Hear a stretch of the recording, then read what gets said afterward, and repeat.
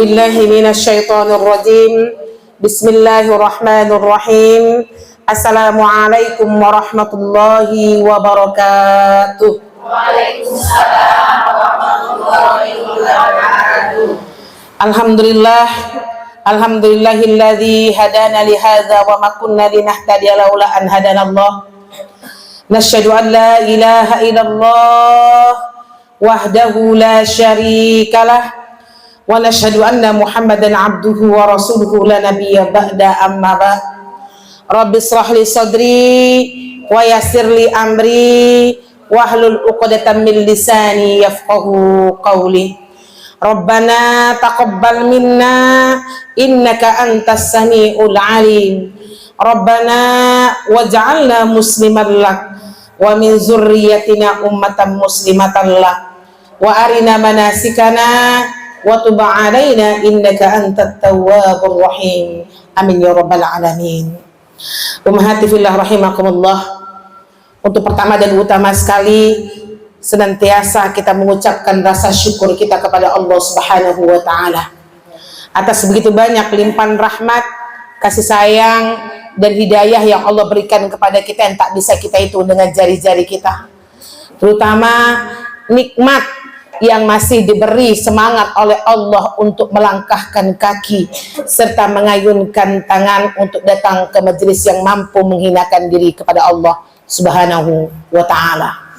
Semoga majelis ilmu ini majelis yang mempercepat jalan hijrah kita, majelis yang bisa menambah ibadah dan amal-amal soleh kita. Kenapa akhwat? Karena waktu berlalu terus menerus dan sedikit demi sedikit modal kita sudah berkurang di sisi Allah Subhanahu wa taala, sehingga ada amalan prioritas yang harus dilakukan oleh hamba Allah ketika di usianya tidak muda lagi. Salah satunya menuntut ilmu. Selanjutnya mari sama-sama kita kirimkan salat beserta salam kepada qudwah kita, kepada Nabi junjungan alam kita, kepada seorang Nabi yang maksum minaz zunub, kepada seorang Nabi yang lebih mencintai umatnya dibandingkan dirinya sendiri. Seorang Nabi meskipun kita tidak pernah melihat dirinya, meskipun kita tidak hidup di masanya, tapi ketika mendengarkan namanya sudah ditanamkan rasa cinta ke dalam diri kita. Betul Bu? Beda cara kita mencintai dengan umat manusia biasa dengan Rasulullah. Kalau dengan umat biasa ini sulitnya kita mencintai orang atau menyukai orang dengan proses yang cukup panjang. Sekian tahun dulu ya kita bertemu dengan mereka, berteman dengan mereka, baru ada perasaan cinta, senang. Tapi kalau Rasulullah, Allah yang menumbuhkan rasa cinta itu kepada kita, meskipun kita tidak pernah melihat Rasulullah SAW. Semoga dengan kita duduk di majelis ini merupakan salah satu bukti cinta kita kepada Rasulullah SAW. Semoga di yaumil akhir nanti kita mendapatkan syafaat dari Rasulullah SAW. Amin ya rabbal alamin. Baik, umahat tidak memperpanjang mukadimah, insya Allah kita lanjutkan di bab fikih kita, bab sakit. Kemarin terakhir adab menjenguk, betul? Baik. Selanjutkan ibu-ibu yang dicinta Allah, judul selanjutnya, judul kecilnya, apa hukum wanita menjenguk laki-laki yang sakit?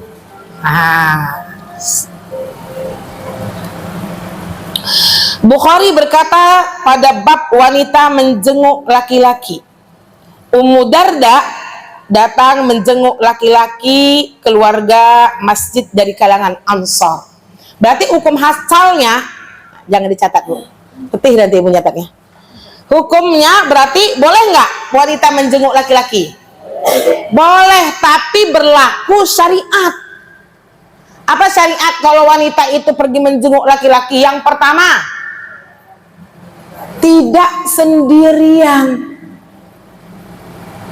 Ada kawan SMA ibu, pacar lama lah, kan? Ya, kan gitu ya. Siapa sakit? Kebetulan nih, gitu kan. Ibu pergi pula sendiri. Nggak boleh nih fikihnya ya. Saya nggak baca hadisnya nih. Udah jelas ini ya Bu. Boleh, tapi apabila perginya kalau baiknya itu Bu dengan mahram dan tidak sendiri. Cuman tetap memakai adab. Kalau wanita bertemu dengan laki-laki, yang pertama harus ghodul basar. Apa tuh Zah? Mantap yang nanya tuh Bu. Ghodul basar itu menjaga pandangan, tapi tak berlaku pula ibu menjaga pandangan sekarang kayak gini Bu. Ibu nengok ke laki-laki ibu sakit, tapi ibu gini, apa sakit kawan? Ya kan itu kan definisi ringan ghodul basar itu kan itu Bu, menundukkan pandangan. Ada berapa hari rumah sakit? Gak usah lah menjanguk lah ya, gitu. Gak gitu-gitu banget. Tapi betul Bu, tidak dibolehkan ya seorang perempuan tuh menatap ya wajah laki-laki itu dengan pandangan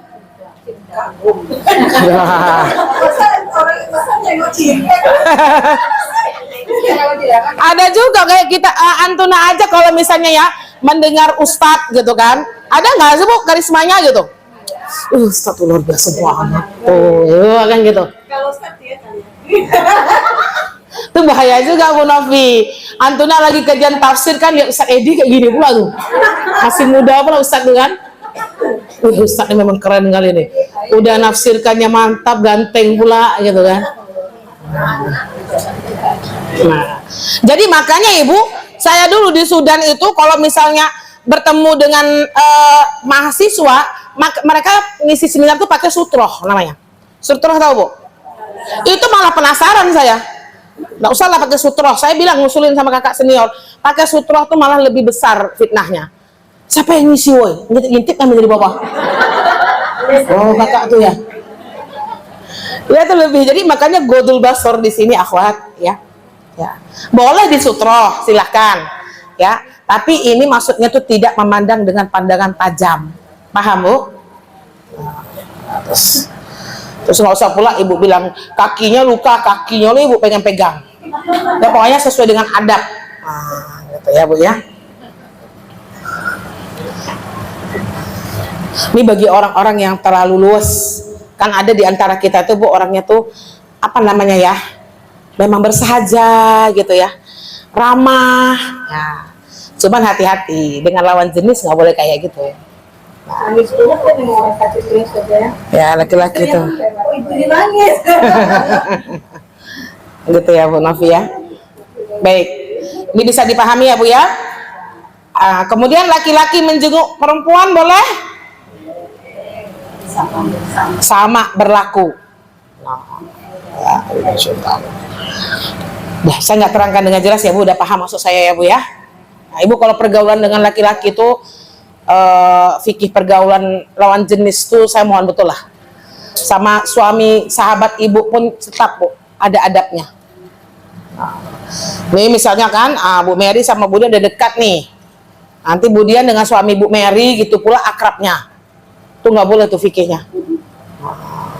Tetap ada adab. Paham Bu? Tapi mengenalkan nggak masalah. Ini sahabat mama Pak. Banyak suami yang bermain dengan sahabat. Apa Bu? Teman hanyalah maut kata Bu Fit. Bukan ipar aja yang maut. Oke. Lanjut. Orang Islam menjenguk orang kafir. Boleh nggak nih kita punya kawan non muslim? Boleh nggak sih kita lihat dia sakit? Nah, tidak ada salahnya apabila seseorang muslim menjenguk orang kafir. Bukhari berkata di bab menjenguk orang musyrik, diriwayatkan dari Anas radhiyallahu anhu bahwa seorang anak Yahudi menjadi pelayan bagi Nabi sallallahu alaihi wasallam. Anak itu jatuh sakit, maka Nabi pun menjenguknya. Nabi bersabda, "Masuk Islamlah kamu." Lalu ia pun masuk Islam. Dan diceritakan pula oleh Said Ibnul Musayyab dari bapaknya bahwa ketika Abu Thalib dalam keadaan sakit yang membawa ajalnya, ia dijenguk oleh Nabi Shallallahu Alaihi Wasallam. Jadi bibi yang dicinta Allah, bolehkah orang Islam menjenguk orang kafir? Boleh. Cuman Rasulullah menjenguk orang kafir ini tersentuh hatinya untuk masuk Islam. Nah, tapi untuk kita pada hari ini boleh, boleh, tapi dengan syarat.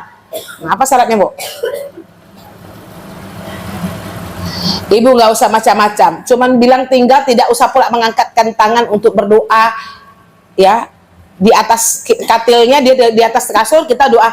Ayo ibu-ibu kita doakan kawan kita biar cepat sembuh.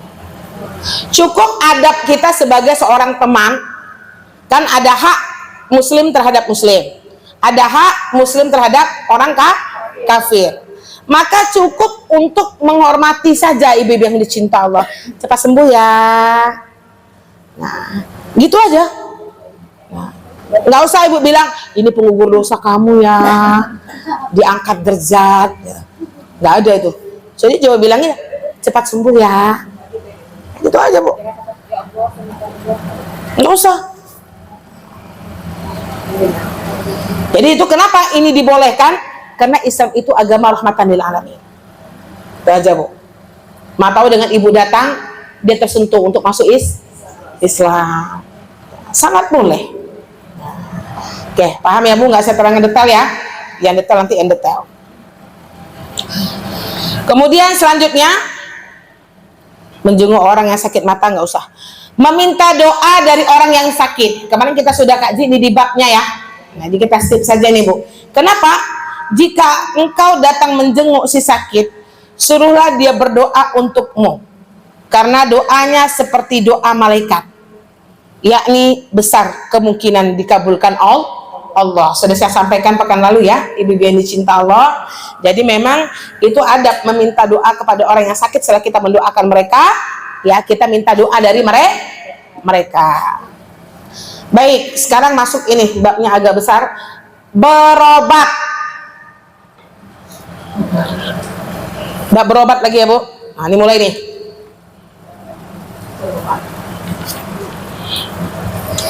Ibu-ibu yang dicinta Allah, berobat adalah perintah agama. Bahkan banyak hadis yang menganjurkannya. Jadi salah ibu bilang kalau ibu sakit, ibu langsung tawakal. Paham bahasa saya, Bu? Dalam Allah ada kasih sakit, biar aja lah. Berobat itu harus. Coba saya kasih tips dulu, Bu.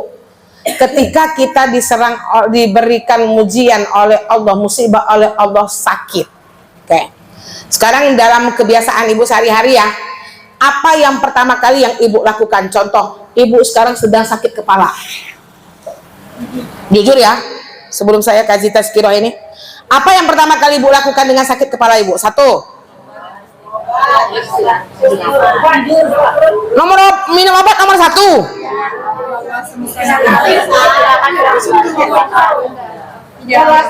Kasih mic-nya Bu Novi, satu yang ngomong Bu Novi. Kepala ini Allah. Segitu saja. Iya. Ya. Coba. Sekarang ibu sakit kepala, apa yang ibu lakukan? Siapa yang berani, Bu? Nanti saya koreksi, kita perbaiki sesuai dengan syariat Allah. Istirahat atau tidur saja. Istirahat. Jujur ya. Istirahat atau tidur. Istirahat atau tidur. Berarti kalau Bu Anggi nggak minum obat dulu ya. Tidur dulu, istirahat. Oke, lanjut. Lanjut. Istirahat minta orang suami. Romantis sekali Cik Guni ya. Bismillah. Kepala itu lagi sifat sendiri. Iya, bagus. Istirahat dulu. Ya, kita ini kayaknya sehari-hari kan. Coba kita mengikut sertakan Allah di dalam sakit ini sulit, Bu. Itu sudah ranking keberapa gitu. Saya maunya gini, ibu berurut dulu bilangnya. Ini kan cuma tahap satu. Pertama ibu bilang istirahat, pijit. Kalau nggak mampan ibu ngapain? Kalau nggak mampan lagi ibu ngapain? Itu maksud saya, rentetan itu yang saya minta. Sampai ibu ke dokternya nomor berapa, gitu loh. Oke, ayo. Nanti saya kasihkan tipsnya dalam syariat. Minta tolong urut. Urut. Yang pertama Bunda kalau sakit, Bu Nuzul, pertama urut dulu kepalanya. Oke, yang kedua istirahat. Enggak, Jo sembuh. 3. Minum obat. Oke, terima kasih. Kasihan banget Allah nggak disertakan di sini, Bu ya. Lanjut. Kalau saya kan minum obat dulu, Ya, minum obat dulu. tiduran sambil istighfar sampai dia hilang. Biasanya kalau nggak hilang, UGD. Baru kayak gede ya. Oke, siap. Maksudnya beristirahat sambil istighfar sampai dia tidur. Nah, Kalau nggak juga setelah bangun nanti kakinya angin saja. nah. Itu sih biasanya. Iya, iya, terima kasih. Terus. Langsung minum obat. Bu Fit langsung minum obat. Minum obat supaya istirahat. Ternyata pas istirahat itu nggak sembuh. Baru ke dokter gitu ya, Bu Fit. Sampai ke dokter kalau gitu. Oke. Ini Ibu yang saya tanya ini berentan. Kalau misalnya enggak, tahapannya mana? Kayak gitu. Pertama minum obat dan kalau nggak sehat bekam. Oh, kalau nggak sehat bekam. Oke, bagus. Minum obat tidur.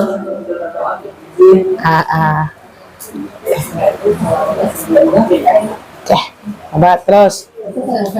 Oh, Mama? Banyak istighfar dan selawat sambil usah-usah Allah masalah semua. Tapi kalau tak tahan terpaksa paracetamol. Sama saya, paracetamol ada terus di tas saya, mah. Terus. Kalau itu saya astagfirullahaladzim kalau Allah Lanjut. Ini kan yang kita lakukan kan? Kalau ada runtutannya banyak, Ibu, sampai Ibu ke dokter tuh nomor berapa? Terus dipijit-pijit kepalanya, dipijit. sambil istighfar, bawa tidur. Kalau tidak sehat baru obat. Oke, Bu.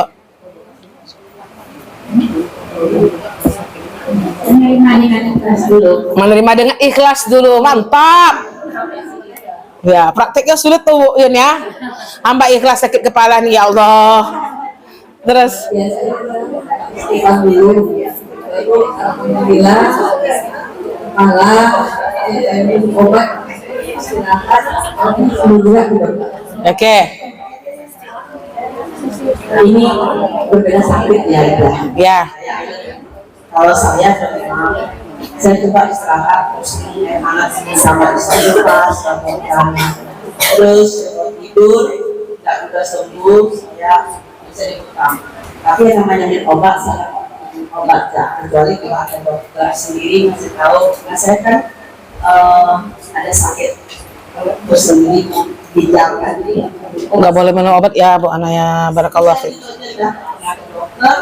kalau tidak hubungi dokter lagi. Masya Allah, yang sudah langganan. Walaupun udah mau begini, saya tidur sama kayak lahir, sering, udah tidur. Baik, Masya Allah. Akhir baru sama. Baik. Kan menyampaikan ini sesuatu banget, Bu. Istirahat sambil sholat. Terus. Istighfar dulunya, habis itu berdoa semoga disembuhkan, langsung minum obat ya. Oke. Terwakili, Bu, ya. Sebenarnya saya mau dengar semua nih. Cuman yang Ibu sampaikan tadi itu saling melengkapi. Jadi sebenarnya akhwati fillah rahimakumullah, berobat ini kalau kita lihat, kalau obat medis itu jalan terakhir. Jangan marah ya orang-orang medis, ya. Makanya di Arab itu rumah sakit itu jarang penuh, Bu. Karena itu adalah ya yang terakhir. Maka yang pertama, nah coba kita amalkan ini ya, Bu, ya. Kalau kita sakit kecil kepala atau apa, yang pertama ikhlas dulu. Itu benar tadi itu, Bu. Iya sulit, makanya kita bilang buat Ibu. Kenapa? Kita udah tahu kan kemarin penyakit apa saja yang diberikan oleh Allah walaupun tertusuk duri, gimana? Kafarah minallah, menggugurkan dosa. Apalagi, Bu? Ini kan kita mulainya dari yang kecil, sakitnya dari yang kecil dulu ya. Yang kedua, istighfar. Namanya dihapusin dosa. Nggak apa-apa, ibu sambil pijit. Astagfirullahaladzim, astagfirullahaladzim, astagfirullahaladzim, astagfirullahaladzim. Dah. Yang ketiga, itu yang dilakukan Bu Ana tuh. Air putih itu, ma'al moya, itu obat yang paling luar biasa, Bu. Air putih cuman kalau ibu sakit kepala tidak sempat meruqyah, baca itu Al-Fatihah 3 kali. Obat itu. Karena air yang dibacakan ayat-ayat Allah molekulnya nggak sama dengan air-air yang nggak dibacakan ya, ayat Allah. Coba kita mulai, anak-anak kita sakit dari sini dulu, Bu. Gitu. Bu, nggak sembuh juga ibu. Sholat hajat itu dulu rangkaiannya. Ini tapi sakitnya sakit ringan ya. Kalau lah terbaring, mana bisa ibu sholat hajat lah. Ini dari yang kecil nih saya bilang. Tidak sembuh sholat hajat, apa? Sodakoh.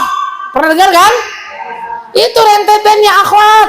Sodakoh itu sesuai dengan apa penyakit kita. Ibu demam sakit kepala 10.000, nah ada sodakohnya. Panadol. Nah itu kan tawasul kan? Kalau ibu sakitnya parah, kalau ibu yakin sodakoh itu membakar dosa dan menyembuhkan penyakit, Bu. Nah, sodakoh dulu, bertawasul. Sudah? Kalau tidak sembuh dengan yang ringan ini, ayo tibun nabawi. Ini dulu. Apa tibun nabawi? Ada madu, habbatus sauda, apalagi Bu? Zaitun, apalagi? Bekam.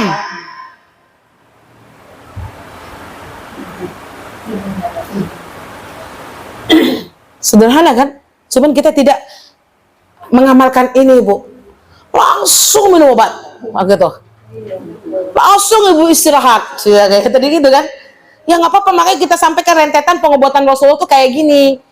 Kalau sudah tidak sembuh, baru kita datangi ahli medis.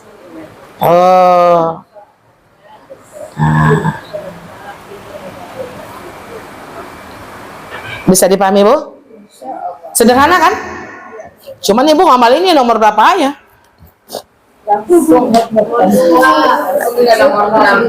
Nah, saya kalau anak saya demam tuh, saya Bu, yang pertama tuh yang saya cari ini ruqyah. Ini ruqyah nih, air nih. Ruqyah dulu. Kita udah pernah ruqyah kan? Ibu nggak coba-coba lagi kan? Ya, cuma sekali aja pasti praktekkan. Nah. Kenapa, Bu? Kalau ya, maksudnya memang bacain Al-Fatihah. Ya. Tapi kok nggak ingat untuk saya, untuk anak aja yang ingat saya. Ya, sama untuk kita juga kayak gitu, Bu Novi. Rangkaiannya kayak tadi. Coba Bu Fit disimpulkan yang saya sebutkan tadi, Bu. Ini bermanfaat nih, insya Allah. Kuat. Bagaimana caranya? Ya, ketika kita sedang diberi ujian oleh Allah sakit yang ringan, ya. Yang pertama, ikhlasnya gimana, Bu? Hamba ikhlas ya Allah. Peganglah. Coba antuna sakit gigi, kalau antuna bilang, ya Allah, hamba ikhlas dengan gigi yang sakit ini ya Allah. Tapi coba, ya Allah, udah minum antalgin sampai sekarang ya Allah. Pasti lain rasanya. Pasti lain kalau kita nggak ada tawakalnya tuh. Iya kan? Hamba ikhlas karena ini menggugurkan Oke, setelah ikhlas istighfar, namanya kafarah, dihapuskannya dosa. Ayo tambah istighfar. Astagfirullahaladzim, astagfirullahaladzim, astagfirullahaladzim. Nah, dosa yang mana, Bu, yang dihapuskan oleh Allah? Gitu. Cuman tadi pagi mungkin Kak Bu Nora melawan dengan abang kan, melawan dengan suami, termasuklah saya, Bu, gitu kan? Kita semua, gitu. Dah, istighfar. Yang ketiga, minum air putih diruqyahkan. Kalau ibu panjang kali ruqyah itu udah sakit kali kepala, silahkan baca Al-Fatihah ini ganjil. Boleh 1, boleh 3, boleh 5, boleh 7. Nah, Allah suka ganjil, ya Bu ya. Habis itu sholat hajat, minta kesembuhan kepada Allah Subhanahu wa taala. Ya Allah, Engkau lah yang memberikan, sambil berdoa kan, namanya hajat kan. Ya, Engkau lah yang memberikan penyakit ini dan pasti Engkau yang mengeluarkan aku dari penyakit ini ya Rabb. Setelah itu sedekah. Setelah sedekah Tibun Nabawi. Setelah Tibun Nabawi ya. Kalau belum sembuh. Iya. Sudah Bu, kalau kita kan sakit kepala langsung Paramek. Wah, nggak enak kepala nih. Paramek dulu. Panadol dulu. Kenapa Bu? Insya Allah ya Bu. Sederhana. Tapi ini kan saya bilang penyakit yang ringan yang kita mulai merasakannya. Tapi kalau yang berat Ibu serangan jantung atau apa kan nggak sempat lagi Bu lakukan yang ini. Nauzubillah. Semoga kita semua disehatkan oleh Allah Subhanahu wa taala. Cuma sekali-sekali itu sakit itu butuh juga Bu untuk penggugur dosa serta untuk introspeksi dan muhasabah diri menjadi hamba Allah yang lebih baik. Betul nggak? Ibu kalau sakit ingat Allah kan? Sering nggak kita kalau sakit ini misalnya sholat duha kita lewat, misalnya tilawah kita berkurang, ya Allah nanti kalau aku sembuh ya Allah sholat duhaku 8 rakaat lagi setiap hari, tilawahnya 2 juz lagi sehari sebelum sembuh kan gitu kan? Iya kan Uli? Sebelum sembuh kita kayak gitu niat baiknya dicatat kok oleh malaikat, tapi alhasil kalau udah sembuh gitulah manusia. Ya itu Bu ya, jadi banyak hadis ini ya. Sesungguhnya Allah di dalam Ibnu Majah, Al-Hakim, Ibnu Mas'ud ya radhiyallahu anhu, Rasulullah SAW bersabda, sesungguhnya Allah tidak menurunkan suatu penyakit melainkan juga menurunkan obatnya. Karena itu berobatlah engkau. Nah, ya Bu ya. Tapi bukan dalam arti kata kita lalai Bu. Rentetan ini dulu gitu. Adik saya Bu 2 orang medis, kakak saya 1 orang medis. Jadi dia selalu bilang Umi nih kalau anaknya sakit itu pasti dia lama bawa ke rumah sakit. Nah, bukan karena saya minum madu dulu, minum ini dulu. Nah, dilatih dulu Bu. Jangan langsung kepada obat. Sampai saya ditelepon-telepon tuh, udah turun belum panasnya, bawa aja lagi ke rumah sakit gitu. Memang begitu, ada bagusnya ya Bu ya. Nah, namanya orang medis, dia lebih tahu kan gitu ya. Ibu insya Allah. Baik, lanjut judulnya, pengobatan dengan barang yang haram. Boleh apa enggak? Contoh Bu, obat dengan barang yang haram. Contoh, khamar. Khamar itu di sini apa? Alkohol. Obat banyak nggak sih yang pakai alkohol? Banyak. Jadi kita bacakan fikihnya. Jumhur ulama berpendapat bahwa pengobatan dengan khamar dan barang-barang terlarang lainnya adalah haram.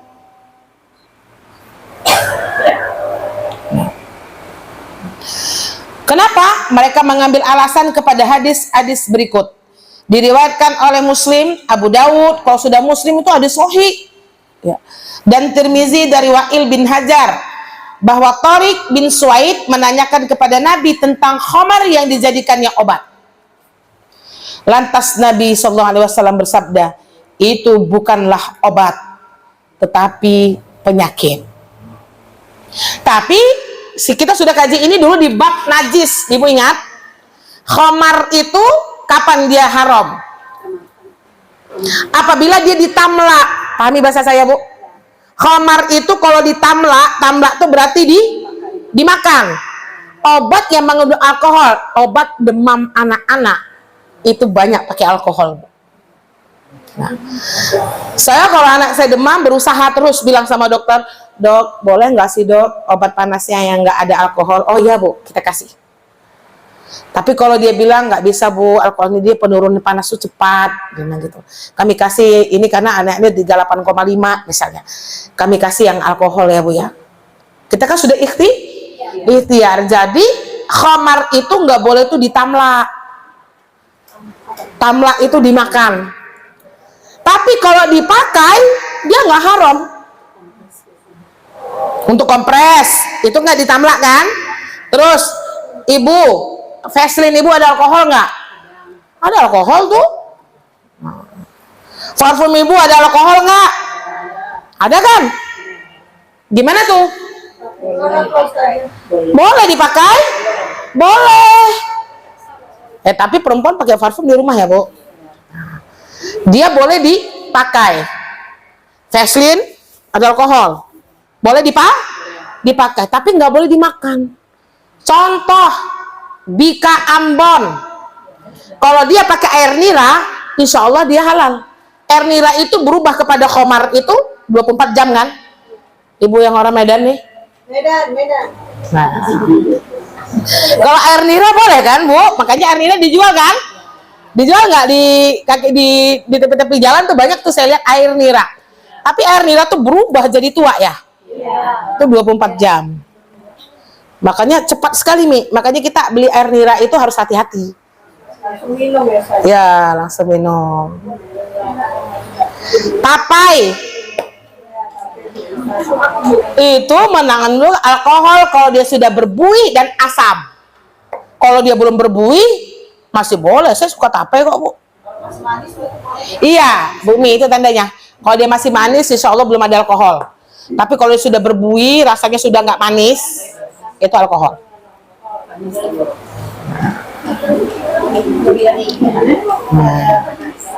Kenapa, Bu? Paham ya? Jadi makanya pakai khamar berobat ini nggak boleh kalau dia ditamla, kalau dia diminum. Abu Ana? Sekarang kan gampang kayak narkoba itu kan dijadikan obat bila rasa sakit. Kalau kita di rumah sakit kadang kita nggak tahu kalau lagi sakit, terus dimasukkan obat itu dan di dalam itu ada zat kalau kita tak tahu halal, kalau tak ada lagi obat itu, obat yang bisa menyaingi dia halal, kayak obat imunisasi yang masih mengandung minyak babi, ya kan, Bu? Nah, makanya MUI masih mengatakan halal karena belum ada obat yang bisa menyamainya, Bu Ana. Yang kita hindari ini ketika kita tahu. Nah, ya Bu ya, karena dia menjadi boleh izakana darurat. Haram itu menjadi boleh apabila darurat. Jadi kan ahli medis itu dia tahu, Bu Ana, ya darurat atau tidak, ya, gitu. Jadi bismillah ya, Bu ya. Nah, ulang alam bisawab. Udah, Bu?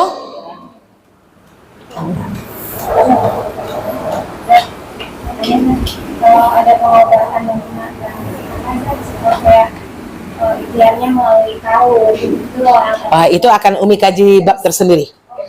Ya, jimat ini akan ada setelahnya. Kita runtutan aja ya, Mah. Oke. Judulnya ada. Baik. Terus mengenai terbagikan dengan seperti insulin itu harus dipakai maksimalnya. Tuh. Ibu kesehatan gimana, Bu? Pemakaian insulin untuk pasien DM yang udah tingkat lanjut itu harus disuntik 3 kali atau 5 kali sehari. Tergantung gula darahnya, kadar itunya. Itu ada minyak babi ya? Ada kandungan babi, ditulisnya ada kandungan babi. Kita harus memakainya kalau Iya, kalau itu kan berarti udah sampai darurat ya, Bu. Kalau udah darurat, tidak ada obat yang bisa menyamainya, kan gitu, Bu. Nah, itu menjadi halal. Ada nggak yang bisa obat itu dari, misalnya kan Antuna ini kan orang kesehatan kan, ada nggak kadarnya itu yang sama kualitasnya seperti itu, tapi dia tidak mengandung minyak babi, walaupun harganya lebih mahal, kan gitu, misalnya. Nggak ada ya? jauh di bawah. Kualitasnya? Oh, kualitasnya ya, Bu ya. Sama kayak manusia, memang betul. Iya, DNA sama Allah, memang betul, Bu Ana. Nah, memang itu ya, Bu ya. Bismillah.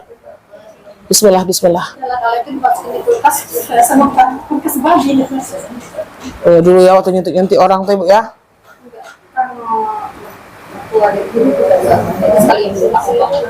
Banyak. di jantung. Oh, bismillah. Kalau itu saya cuma bisa jawab, tadi kan dibilang haram ya Bu. Memang betul tadi kita bacakan kan.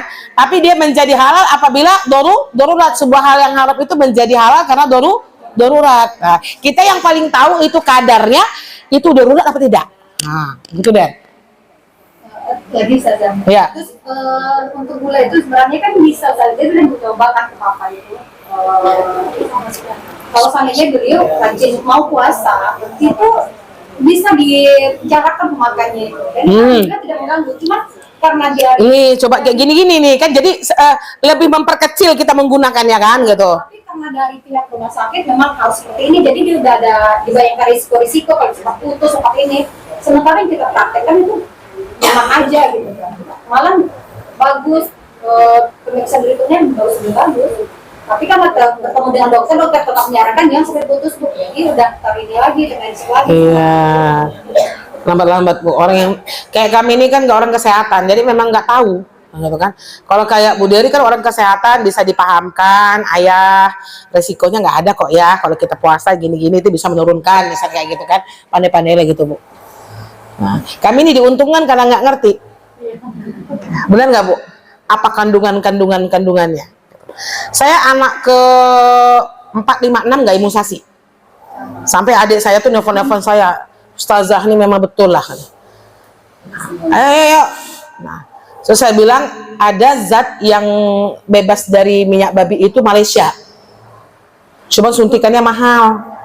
Malaysia. Tapi jangan sampai anak ibu nggak imunisasi, tapi asumsinya vitaminnya nggak ditambah. Itulah habatus sauda, itulah sari kurma di rumah kita gitu. Madu kan gitu Bu. Nggak boleh juga gitu, nggak ada ikhtiar. Wallahu a'lam gitu ya, ibu yang dicinta Allah. Kita udah pelajari bahwasanya pengobatan barang yang haram itu adalah haram asalnya. Harus kita pahami Bu. Oke. Lanjut ya Bu. Apa hukum berobat dengan dokter yang tidak beragama Islam?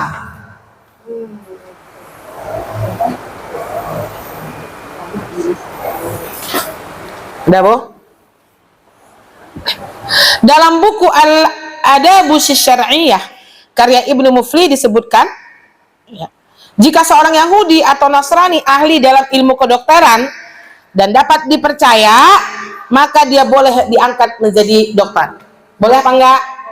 Boleh. Boleh ya Bu ya. Saya nggak memperpanjang itu Bu ya. Lanjut. Berobat kepada dokter wanita atau kepada dokter laki-laki. Asal fikihnya, laki-laki itu boleh mengobati wanita dan wanita boleh pula mengobati laki-laki jika dalam keadaan darurat. Pahami bahasa fikihnya Bu. Jika dalam keadaan, saya nggak mau lagi Bu melahirkan sama SPOG laki-laki, hukumnya boleh kalau darurat. Nanti marah ahli medis nih mendengar saya nih. Karena darurat tadi. Kalau darurat misalnya kita operasi, misalnya kita normal kan, ternyata sampai di rumah sakit lilit lipusan, akhirnya harus operasi nih. Ternyata dokter yang jaga saat itu laki-laki, itu darurat. Kalau dulu memang laki-laki yang banyak ya Bu. Udah terlanjur istighfar Pak. Darurat. Anestesinya laki juga. Kemarin saya udah cari perempuan. Anestesi laki-laki ya. Iya. Nggak apa-apa Uni. Kita yang penting kita sudah ikhtiar dulu. Sudah ikhtiar dulu. Yang penting Allah lihat ikhtiar ibu. Karena asalnya boleh jika nah, cuman dari sekarang kita kalau bisa itu menghindari dulu. Tapi kalau udah darurat, ya udah gimana lagi kalau darurat kan gitu. Anak lagi, cucu lagi ya Bu. Makanya auratnya Bu, makanya kalau ibu misalnya berobat sama dokter laki-laki, jadi yang boleh kelihatan itu aurat yang sakit itu saja. SPOG berarti kan vaginanya, maka ininya ditutup, yang kelihatan tuh yang vaginanya doang. Paham nggak bahasa saya? Lagi vaginanya, ya Allah, saya nggak terbayang saya, Bu. Saya alhamdulillah benar-benarnya perempuan semua, normal, alhamdulillah. Kalau operasi nggak bisa milih ya, Mi ya.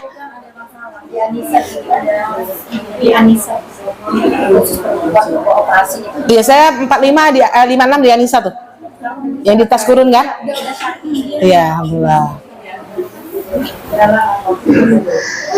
Nggak apa-apa lah, Ibu bilang istighfar kan gitu, Bu. Dengan ilmu kita dulu yang kurang, kemudian kita kadang-kadang menganggap itu udahlah. Sekarang kita kan belajar lagi nih, gitu. Dokter, yang melahirkan bedanya perempuan, tapi Anestesinya laki-laki, ya nggak apa-apa. Anestesi kan yang disuntik kan, suntik sini, itu aja yang dibuka, Bu. Bagian auratnya, bagian yang sakitnya yang dibuka. Iya. Oh, di punggung ya, Bu ya. Alhamdulillah. jadi perlu dengan pegangan ya udahlah Istighfar. tapi udah lewat kan Kak, udah istighfar. Dah. Nggak apa-apa, Bu. Dah. Sekarang kita kan berhati-hati. Jadi boleh dokter laki-laki itu melihat aurat perempuan itu jika darurat tadi. Ya, tetap ya. Kan nggak mau kita nih sebenarnya nih. Iya. Tapi yang SPOG dari sekarang maunya Ibu dari pertama itu dokternya perempuan ya.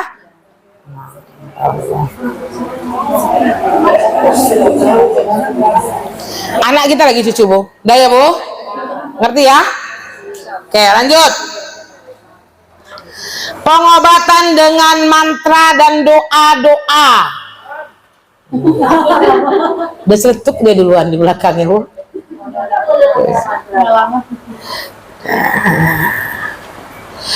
Bu Yul, kita bacakan fikihnya.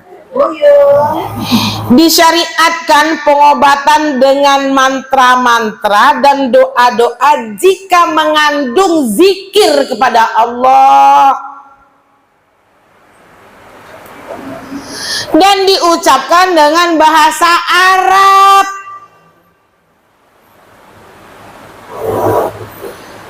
Dan dapat dimengerti. Saya contohkan ya, Bu. Jika kata-kata yang digunakan tidak mengerti, maka tidak dapat dijamin akan bebas dari unsur-unsur kemusyrikan. Contoh, Ibu sering berobat kan? Berobat di situ ustadz lah. Dia ngasih air putih sama Ibu. Ini minum, Bu ya, air putih ini sudah bacakan nih. Itu tidak menjamin. Karena Ibu nggak tahu baca apa. Pergi dia masuk ke kamar biliknya. Keluar dia. Dikasihnya. Bu, air ini sudah disodain.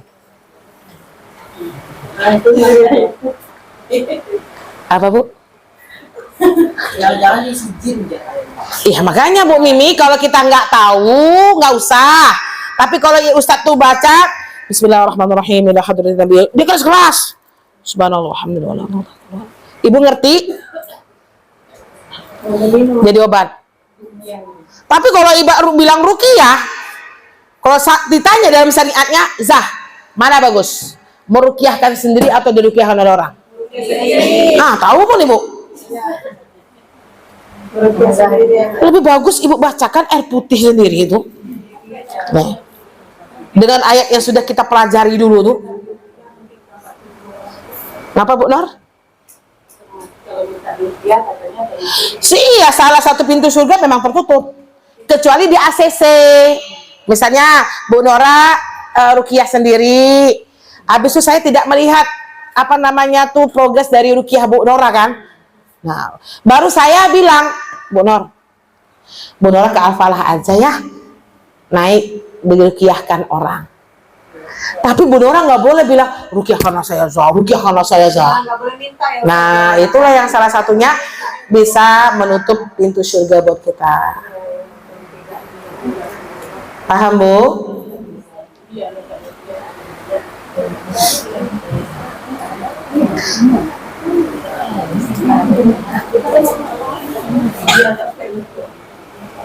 Dah?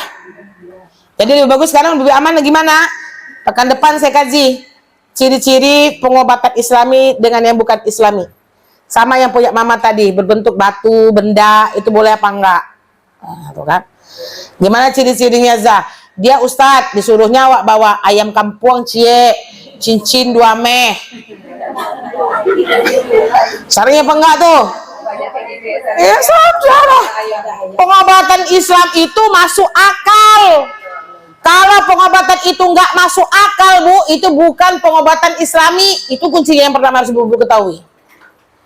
Suruhnya awak lari di lapangan tuh, serakkan beras-beras nih, Bu. Nah. Jadi Bu memang harus betul, harus hati-hati betul. Ya. Auf bin Malik berkata, pada masa jahiliyah kami melakukan pengobatan dengan mantra, lalu kami tanyakan kepada Rasulullah, bagaimana pendapatmu dalam hal ini wahai Rasulullah? Nabi bersabda, coba bawa kepadaku mantra itu. Tidak mengapa mantra jika tidak mengandung kepada kemusyrikan. Mantra itu kan kata-kata, sembuhkan dia ya Allah, sembuhkan, angkatkan ya Razak, ya Fattah, ya Aziz, dengan Asmaul Husna, dengan apa? Nah, itu nggak masalah. Nah.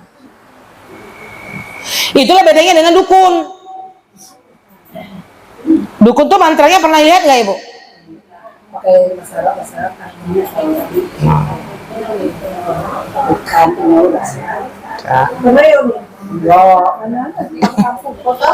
Di kampung-kampung tuh banyak yang kayak gitu, Bu.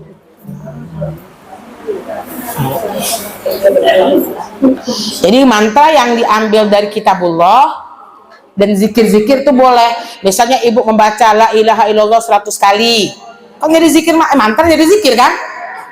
Nah, yang nggak boleh itu kata-kata sampai ke kalimat-kalimat atas. Nah, kesyirik-syirikan, nggak usah tahu lah kita, Bu Novi. Saya pernah satu, Bu, bertemu dengan suami istri yang bermuamalah dengan jin. Sampai suami itu dia sudah menikah dengan jin. Dia suruh kami dengan abinya memberitahukan kepada istrinya. Abinya nggak mau lah. Kok kami yang ngasih tahu? Pak, udah tahu ibu muamalah dengan jin itu haram hukumnya. Ya, itu pasti orang yang nuntut ilmu. Itulah dia, Bu Soleha, Bu Lani. Nah, kami cuma dikasih tugas sama dia, sampaikan kepada istrinya, saya sudah menikah dengan jin. Kalau jin itu kawin sama manusia. Ya kalau orang belajar ilmu-ilmu itu kan itu dia kerjaannya, Bu Novi.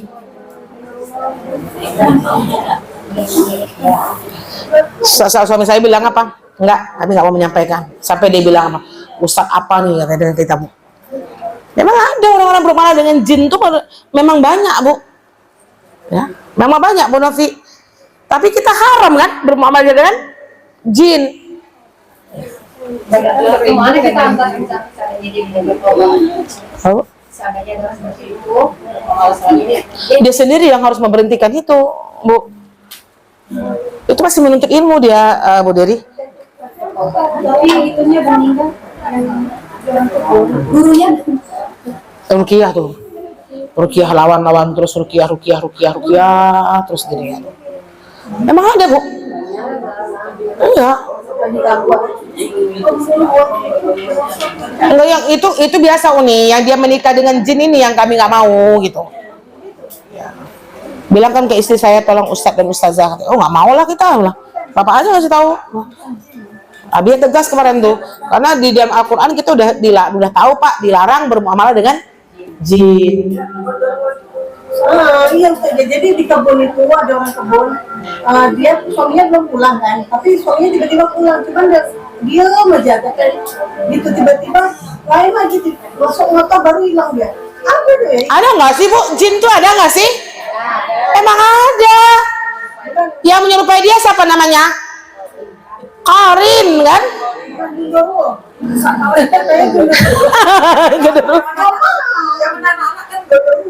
Apa ciri-ciri genderuwo tuh ya?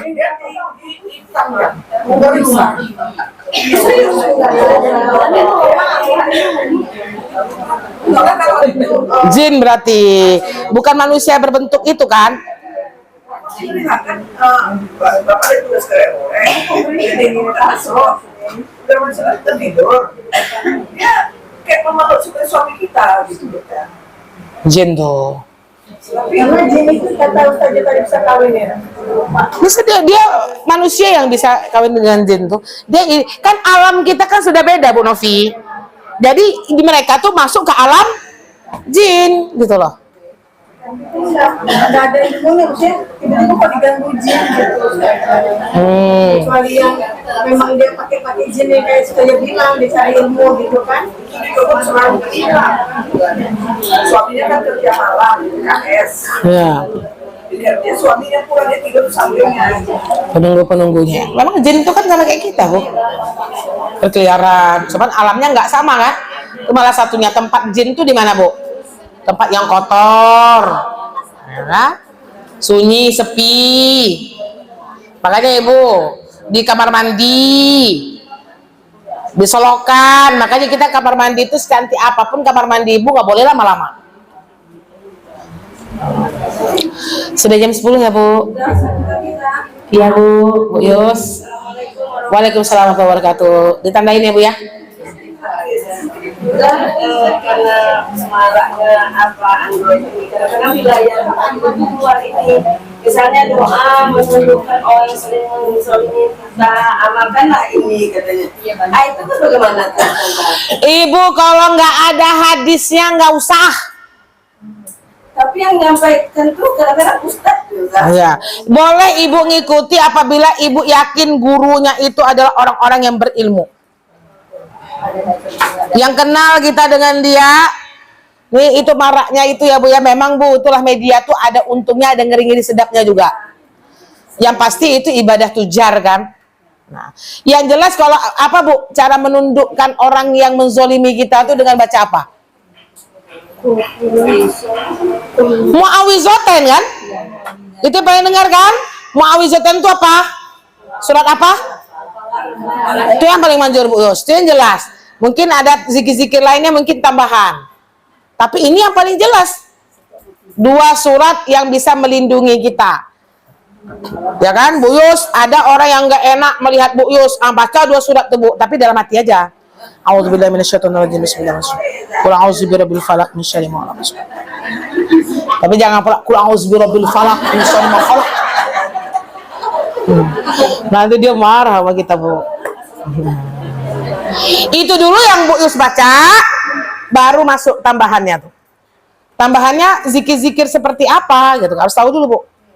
Harus ada landasan. Iya, harus ada landasan tuh. Ya zikir tuh kan bagus, nah kan. Cuman kita mau melihat porsi-porsi tempatnya. Kalau untuk ain ini kan memang mu'awizatain kan yang disuruh Rasulullah. Sama a'udzubika kalimatillahit tammah minasyaitonir rajim min ainin lama. Bismillahirrahmanirrahim la yadurru ma'asmi syai'in fil ardi wala fis sama. Ya kan Bu? Nah, nggak apa-apa Bu Yus kalau ada yang kayak gitu. Kalau Bu Yus mau mengamalkan boleh di japri saya dulu boleh.